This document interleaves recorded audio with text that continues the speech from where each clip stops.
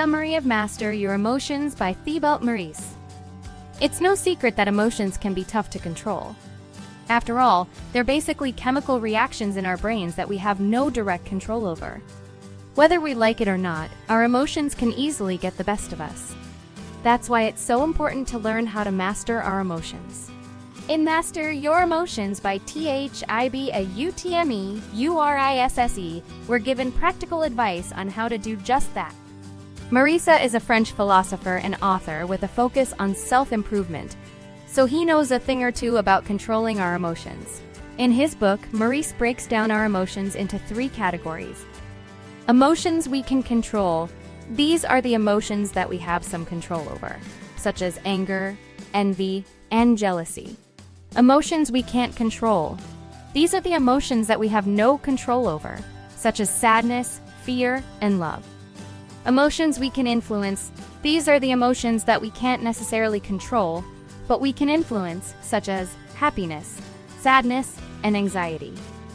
By understanding which emotions fall into which category, we can begin to take. 1. Introduction. 2. What are emotions? 3. What causes emotions? 4. The 3 types of emotions. 5. How to master your emotions. 6. The benefits of mastering your emotions. 7. Conclusion. 1. Introduction. In his book Master Your Emotions, Thibault offers readers a comprehensive guide to understanding and managing their emotions. The book begins with an introduction to the concept of emotional intelligence and then delves into the different ways that emotions can impact our lives. Maurice offers readers practical advice on how to identify and understand their emotions, and how to use this knowledge to better manage their thoughts and behavior. One of the central themes of the book is the importance of self-awareness in emotional management. Maurice emphasizes the need to be aware of our own emotions, as well as the emotions of others, in order to manage them effectively. He also stresses the importance of recognizing the links between our thoughts, feelings, and behaviors, and how they can impact our ability to regulate our emotions. Maurice's book provides readers with a valuable toolkit for managing their emotions. Offering practical advice and strategies empowers readers to take control of their emotions and improve their overall well-being. 2. What are emotions? Emotions are mental states that arise in response to certain stimuli. They are often accompanied by physiological changes, such as increased heart rate or sweaty palms. Emotions can be positive, such as happiness or love, or negative, such as anger or fear. While emotions are often seen as something that happens to us, they are actually created by our own thoughts and beliefs. In other words, our emotions are not caused by external events, but by our own interpretation of those events. This is why 2 people can experience the same event, but have different emotional reactions to it. There are 3 main components to emotions, thoughts, feelings, and behaviors. Thoughts are the mental component of emotions. They include the beliefs and interpretations that we have about the event that is causing the emotion. Feelings are the physical component of emotions. They are the bodily sensations that we experience, such as increased heart rate or butterflies in the stomach. Behaviors are the external component of emotions.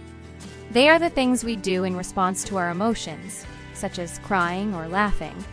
Emotions are important because they help us to understand and respond to the world around us.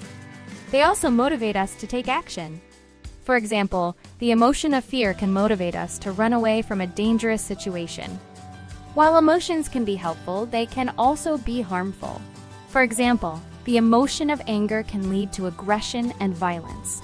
Emotions can also be harmful if they are intense and out of proportion to the situation. This can happen when we ruminate on negative thoughts or dwell on past hurt. When this happens, emotions can become dysregulated and lead to psychological problems, such as anxiety or depression. It is important to remember that we can choose how to respond to our emotions. We are not slaves to our emotions. We can choose to respond in a way that is helpful, rather than harmful. 3.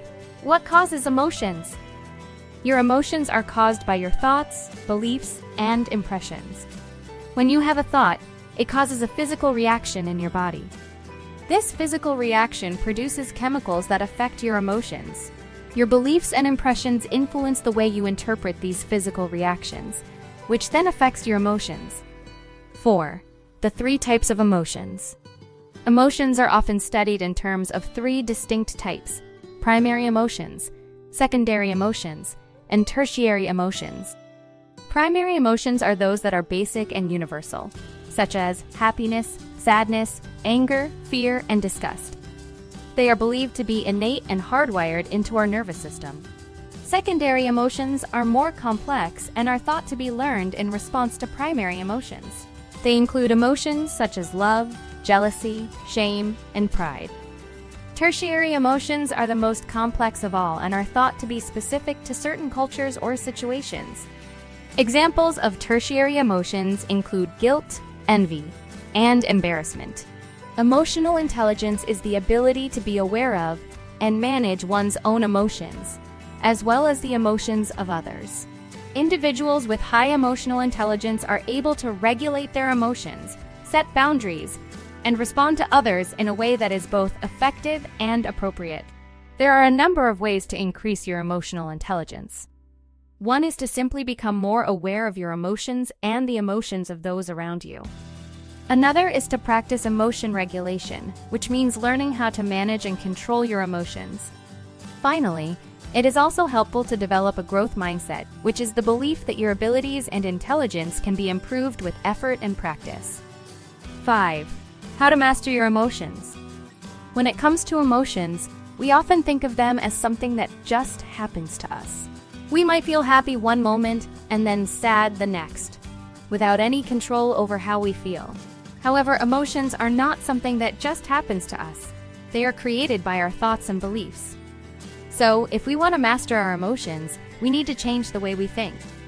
Thibaut Maurice, the author of Master Your Emotions, provides some useful tips on how to do just that. One of the most important things to remember is that our emotions are created by our thoughts. So we need to change the way we think in order to change the way we feel. One way to do this is to become aware of our thoughts and beliefs and to question them. Are they really true? Do they help us or hurt us? Another way to change our emotions is to cultivate positive emotions such as gratitude and compassion. When we focus on the good in our lives, we are more likely to feel positive emotions. Maurice also talks about the importance of accepting our emotions rather than fighting them. When we try to suppress our emotions, they often come back even stronger. It is better to accept them, feel them, and then let them go. Finally, Maurice emphasizes the importance of taking action. Just because we feel an emotion doesn't mean we have to act on it. We can choose how we want to respond to our emotions, and by doing so, we can master them. 6. The benefits of mastering your emotions. When it comes to our emotions, we often think of them as being outside of our control. However, the reality is that we can control our emotions, and doing so can have a number of benefits. For one, if we can master our emotions, it can lead to increased psychological well-being. This is because we will no longer be at the mercy of our emotions, and instead will be able to control how we feel. Additionally, mastering our emotions can lead to improved physical health. This is because when we are in control of our emotions, we are less likely to experience stress, which can have negative physical consequences. Finally, mastering our emotions can lead to better relationships. This is because we will be better equipped to handle difficult conversations and situations. We will also be better able to understand and empathize with others, which can make them more likely to open up to us. 7. Conclusion. There are a few key takeaways from Thibaut Maurice's book Master Your Emotions. First, it is important to be aware of your emotions and how they affect you. Second, you can control your emotions by using various techniques such as visualization and positive self-talk. Lastly, it is important to practice these techniques regularly in order to see the best results. Overall, the book provides a helpful guide on how to deal with emotions. It is packed with useful tips and tricks that can be used in everyday life. The author's writing style is engaging and easy to understand. If you are looking for a book that can help you master your emotions, then this is the book for you. Although Thibaut Maurice's Master Your Emotions is light on actual helpful tips, it does provide a useful framework for thinking about emotions and how to deal with them. The book's major strength is its helpfulness in removing the taboo around talking about and managing emotions. Overall, Master Your Emotions is a helpful read for anyone looking to better understand and manage their emotions. It's no secret that emotions can be tough to control. After all, they're basically chemical reactions in our brains that we have no direct control over. Whether we like it or not, our emotions can easily get the best of us. That's why it's so important to learn how to master our emotions. While emotions can be helpful, they can also be harmful. For example, the emotion of anger can lead to aggression and violence. Emotions can also be harmful if they are intense and out of proportion to the situation. This can happen when we ruminate on negative thoughts or dwell on past hurt. When this happens, emotions can become dysregulated and lead to psychological problems, such as anxiety or depression.